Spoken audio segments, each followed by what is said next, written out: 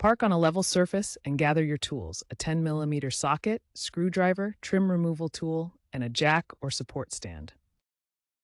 If you have a power tailgate, ensure the vehicle is off and the keys are removed.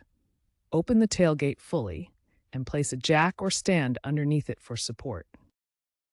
Next, disconnect any cables.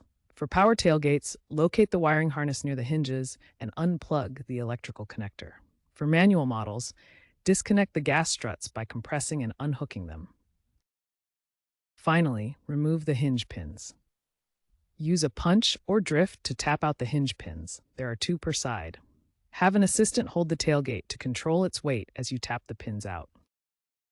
Carefully lift the tailgate away from the truck bed. Carefully lift the tailgate back into position, aligning the hinges with the truck bed. Have your assistant hold the tailgate while you reinsert the hinge pins. Ensure the pins are fully secure. Next, reconnect any cables. For power tailgates, plug in the electrical connector. For manual models, reattach the gas struts. Finally, test the tailgate operation. Ensure it opens and closes smoothly and that any power functions are working correctly. A little bit of grease on the hinge pins can make the reinstall a lot easier.